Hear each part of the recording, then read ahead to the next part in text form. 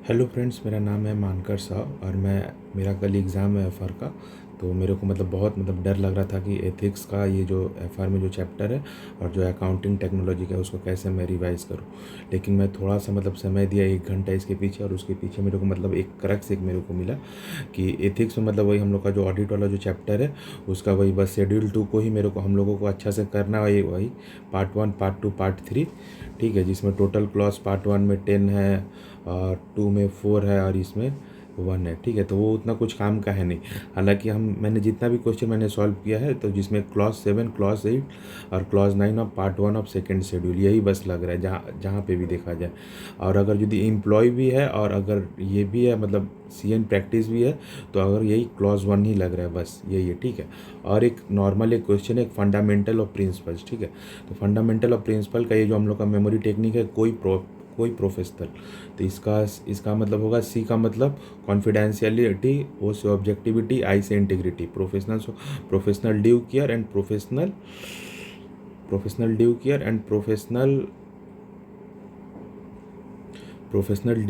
Professional behaviour. Okay, बस यही है। बस ये चैप्टर में हम लोग को इतना ही हम लोग को पढ़ना है और इससे ज़्यादा हम लोग कुछ नहीं पढ़ना है बस। और वो एक इसका जो इंटरेस्ट का जो रहता है, जो कोई भी अकाउंटेंट का अगर इंटरेस्ट रहेगा तो उसका जो भी उसका डाउट रहेगा उसका वही बस उसका कन्फ्यूज़न है, तो वो उतना कुछ काम का नहीं है, तो उसको आप लोग हटा ही दीजिए, ठीक है। उसके बाद हम लोग आ जाते हैं अकाउंटिंग एंड टेक्नोलॉजी। ये चैप्टर में तो आपको ज़्यादा कुछ टॉपिक आपको कुछ करना है नहीं, और सारा टॉपिक ही एक दूसरे को ओवरलैप कर रहे हैं, ठीक है। तो मैं बस जस्ट 2 मिनट में इसको एक जगह पे मैंने पेन डाउन कर लिया इसका मेन इसका हेडिंग को, और वो भी देखिएगा आप उसको सब जगह आप उसको आप यूज़ कर सकते हैं। बस इसमें मैंने एक चीज़ को मैंने कंक्लूड नहीं किया, वो है क्लाउड कंप्यूटिंग, क्योंकि वो May 24 एग्ज़ाम में आ चुका था, तो मैंने क्लाउड कंप्यूटिंग को मैंने कवर नहीं किया है।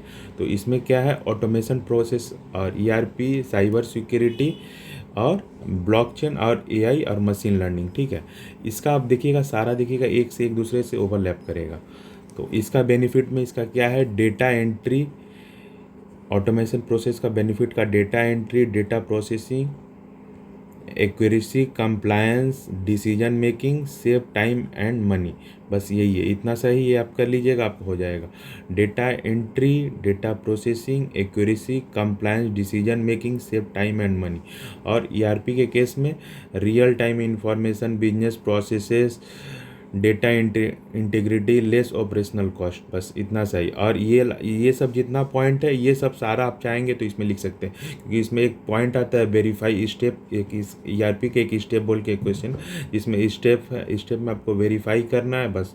तो उसको हर एक पॉइंट को एक पॉइंट को आप लेके वेरीफाई कर सकते हैं बस, और कुछ भी नहीं यार। उसके बाद हम लोग कहा जाता है ये साइबर सिक्योरिटी, ठीक है। तो साइबर सिक्योरिटी का ये हम लोग का एक डीप सिक्योरिटी, इसका एक हम लोग का मेमोरी टेक्निक रहेगा, जिसका डी से हो जाएगा डेटा बैकअप, ई से इंक्रिप्शन, ई से एम्प्लॉय ट्रेनिंग, पी से पासवर्ड मैनेजमेंट, एस से सिक्योरिटी, ठीक है, डीप सिक्योरिटी, ठीक है।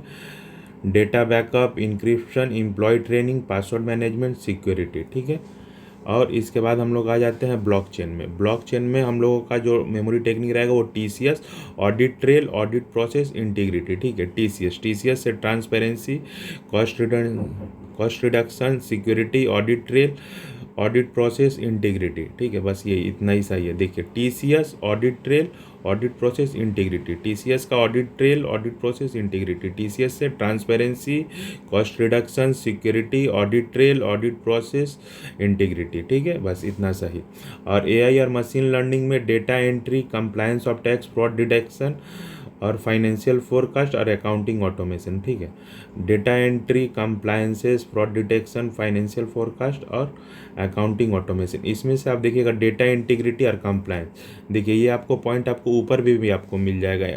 ऑटोमेशन ऑफ बिजनेस प्रोसेसेस का यहाँ पे भी देखिए डेटा एंट्री और डेटा कंप्लायंसेस आपको मिल जाएगा। तो देख रहे आप लोग सारा एक मतलब टॉपिक एक दूसरे को ओवरलैप कर रहा है। और इसका तो ये सारा का जितना का अगर रिस्क जो भी आएगा उसमें मैंने मेन कंक्लूजन आपको बस आपको इतना सही देखिए, चैलेंजेस जो है ऑटोमेशन प्रोसेस, AI का, मशीन लर्निंग का, क्लाउड कंप्यूट, इसका बस 3 ही है। एक तो एम्प्लॉय को हम लोग ट्रेन करेंगे, डेटा ब्रीच हो जाएगा या सिक्योरिटी, डेटा का सिक्योरिटी या साइबर अटैक, हैकर्स या डेटा को प्राइवेसी और जॉब लॉस के लिए, बस इतना सा ही है। बस इससे ज़्यादा और कुछ भी नहीं। अगर वीडियो अगर अच्छा लगा हो तो बस लाइक करिएगा बस। बस ठीक है, थैंक यू।